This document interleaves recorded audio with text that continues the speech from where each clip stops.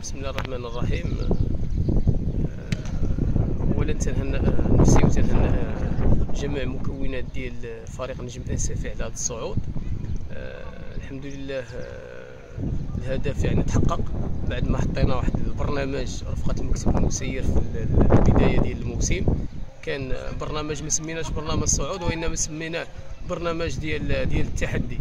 الحمد لله اليوم كي قلت حققنا الهدف الاول اللي هو الرجوع للفريق المكانه ديالو الطبيعيه. وبالمناسبه كي قلت كنشكر كل من ساهم من قريب او من بعيد في تحقيق هذا الهدف هذا. بالنسبه للسنه المقبله حنا لحد الان كنفكروا كيفاش نسايروا هاد 4 المقابلات اللي باقا عندنا في البطوله ديالنا، ومن بعد ربما راه المكتب غادي يحط استراتيجيه ديال السنه المقبله بالنسبه للامور ديال الامور التقنيه، واش فيها الحسيني ولا ما فيهاش.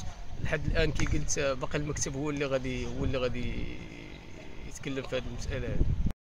الحمد لله هذه السنه قدرنا نحصلوا على الدبلوم الدرجه السي، وكنطمح يعني عندي طموح انني يعني نزيد نطور الامور التقنيه ديالي، ولما لا نعاود ناخذ يعني فورماسيون اخر بالنسبه للدرجه بي ان شاء الله.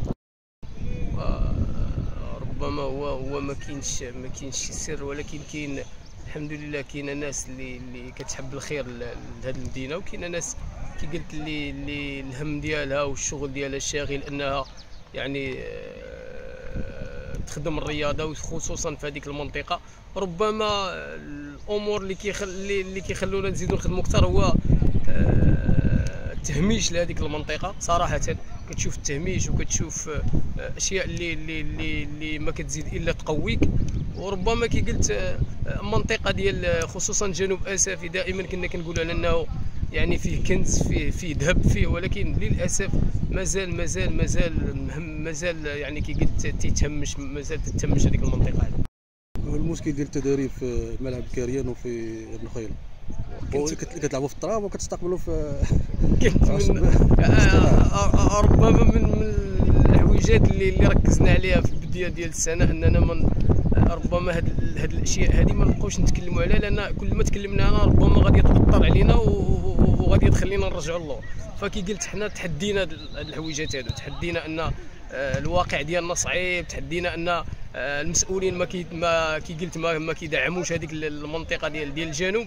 ولكن كنتمنى ان هذا الصعود هذا كنتمنى انه يخلي الناس المسؤولين انهم يديروا التفاته لهذيك المنطقه.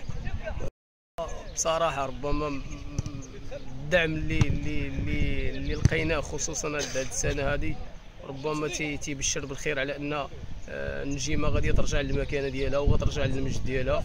فبالمناسبه كنشكر الجمهور اللي ساندنا لا في داخل المدينه ولا خارج المدينه، لان بالدعم ديالهم باش قدرنا نوصلوا لهذه النتيجه.